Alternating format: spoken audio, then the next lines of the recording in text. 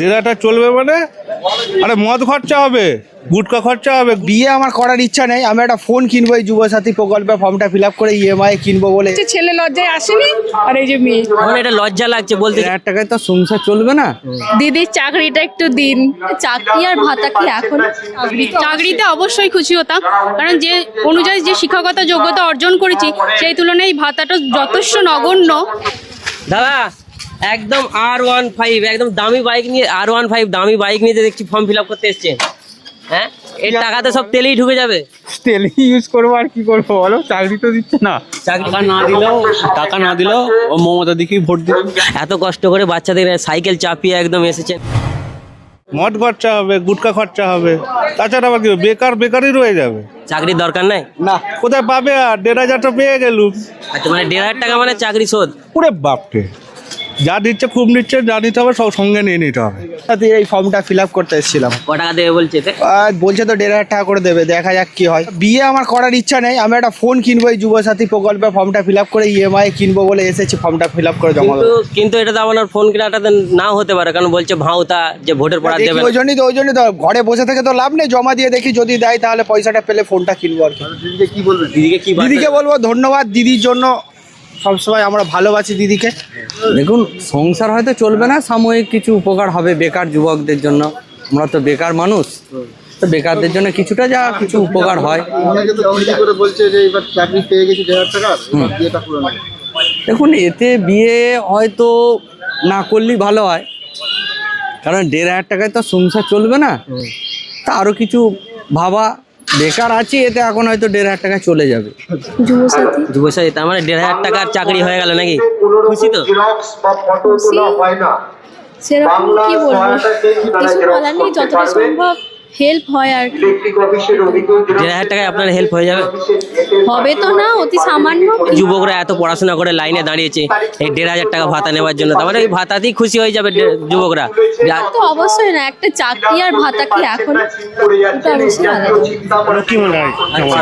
লক্ষ্মী ভান্ডারের উপকার হয়? হয়তো বটে, হবে না কেন? দিনের মতো উপকার তো মানুষের হবে, তাই বলে কি সারা তোমার সংসার চলবে? সেটা চলবে না।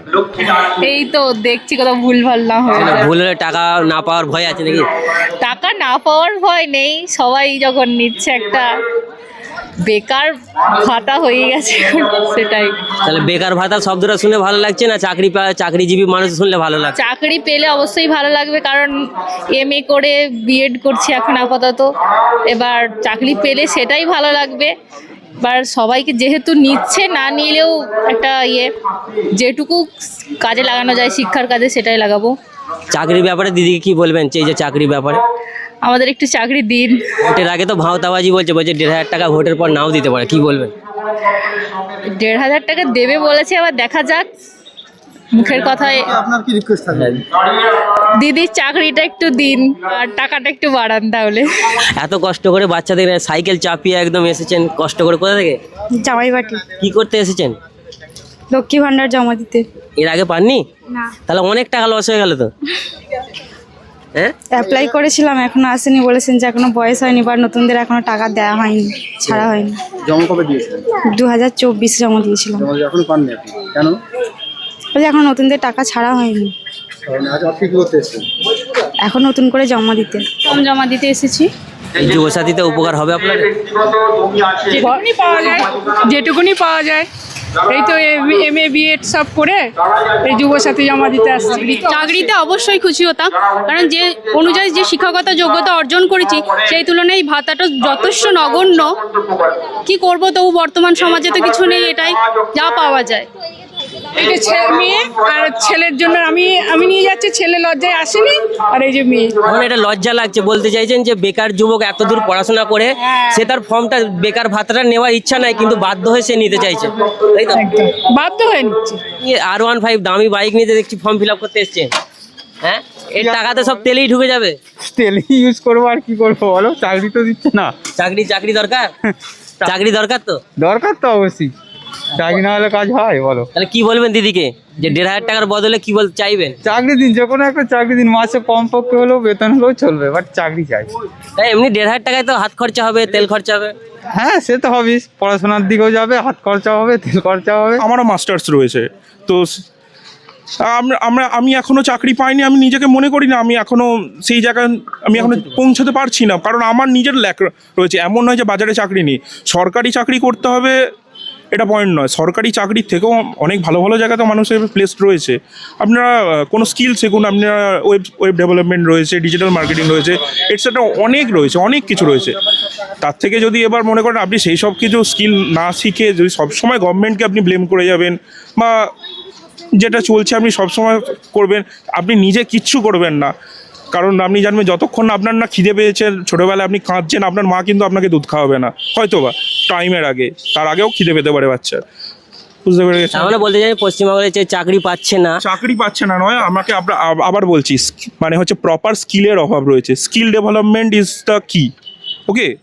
তো তার জন্য হয়তো সবসময় যে মাধ্যমিক পাস করতে হবে সেরকম নেই, মাধ্যমিক ফেল করা লোকেরাও লক্ষ লক্ষ টাকা ইনকাম করছে অফিসে বসে, আমার কাছে সেরকমও ডেটা রয়েছে। প্রকল্পগুলো বার করেছে খুবই ভালো। একটা ছোট ফ্যামিলির জন্য যদি ধরুন 3টে ফ্যামিলি মেম্বার থাকে, 2টো ছেলে, তার বাবা মা যদি থাকে, 4 জন হচ্ছে, 4 জনের ধরুন 1,500 করে যদি আমাদের যুবসাথী ঢোকে, 3,000 ঢুকছে একটা ফ্যামিলিতে, প্লাস মায়ের লক্ষ্মী ভাণ্ডার ঢুকছে, বাবার কৃষক বন্ধু বা এখন যে ভাগ চাষিদের জন্য সুবিধাগুলো দিচ্ছে, একটা ছোট ফ্যামিলিতে মিনিমাম 6 থেকে 7,000 টাকা ইনকাম আসছে, আপনারা হয়তো দেখতে পাবেন। তো এই প্রকল্প শুরু হয়েছে, আমার তো মনে হয় একটা ছোট ফ্যামিলির জন্য খুবই ভালো, তারা জীবনটাকে শুরু করতে পারবে কমসে কম। আর যদি কেউ, আমরা তো আরো সুযোগ আছে দিদিজনে দেখছি যারা ব্যবসা শুরু করতে চাইছে, এমএসএমই লোন আছে, যেগুলো তো প্রকল্প শুরু হয়েছে, দেখার তো কিছু নেই, দিদি করছে সবার জন্য ভাবছে, আগামী তো প্রকল্প হয়তো ভাববে না। দেখুন চাকরি, আমরা বলছি চাকরি নেই, আমরা বাড়িতে বসে থাকলে চাকরি আমাদের আসবে না, আমি বলছি। আমরা বাইরে যাই, বাইরে বেরিয়ে দেখি না কলকাতায় চাকরি করছে মানুষ, করছে না? সবাই করছে, একটা প্রাইভেট চাকরিও আছে। আজ বলছে কলকাতায় ইনভেনশন নেই, চলুন সেক্টর 5-এ আইটি হাব দেখুন, হচ্ছে তো আস্তে আস্তে সবই হচ্ছে, হবে আস্তে আস্তে। এবার সরকারি চাকরির জন্য যদি বলি, আসছে ফর্ম ফিল আপ হচ্ছে, সবাই তো এলিজিবল হয় না, আমিও দিয়েছি, হয়তো আমার নিজেকেও দেখতে হবে, আমার হয়তো এলিজিবল না, আমি পারিনি হয়তো উত্তীর্ণ হতে, সেখানেও দেখতে হবে। আর কিছু বলার কিছু নেই। তো প্রকল্পগুলো শুরু করেছে, আমার তো মনে হয় যে নতুন প্রজন্মের জন্য খুবই ভালো। আমরা কন্যাশ্রী যুবশ্রীগুলো দেখছি, কন্যাশ্রী তো আমরা দেখেছি, আবার কন্যাশ্রীর রূপশ্রী 50,000 টাকা একটা মেয়ে, তাদের সবথেকে বড় কথা এডুকেশন, তো শিক্ষা ব্যবস্থাটা আমাদের উন্নত হচ্ছে কমসে কম। আমরা ওয়েস্ট বেঙ্গলের শিক্ষা ব্যবস্থা আমরা দেখেছি আরও উন্নত হচ্ছে, তাই না, অন্যান্য স্টেটের থেকে। ব্যাস, শিক্ষা ব্যবস্থা তো উন্নতি হয়েছে, কিন্তু বেকারকে দেখো তো লাইনে দাঁড়িয়ে দিয়েছে আর বলছে চপ ভাজো। তো এই নিয়ে কি না, বলবেন? বেকার লাইনে দাঁড়িয়েছে, বেকার তো যখন কোনো পরীক্ষা দিতে যায় সেখানেও তো লাইনে দাঁড়াতে হয়। তো 1,500 টাকা করে একটা যদি বেকার পায়, কমসে কম তো সে একটা ফর্মও তো ফিল আপ করতে পারবে। আমি যদি একটা 1,500 টাকা মাসে পাই, একটা পুলিশের চাকরির ফর্ম ফিল আপ করবো বা সরকারি কোনো চাকরির আমি ফর্ম ফিল আপ করবো, 500 টাকা ফিস, আমি বাবার থেকে চাইতে হচ্ছে না, আমি যদি 1,500 টাকা পাই, আমি ওই টাকা দিয়ে ফর্মটা ফিল আপ করতে পারবো, হ্যাঁ কি না? তো ব্যাস।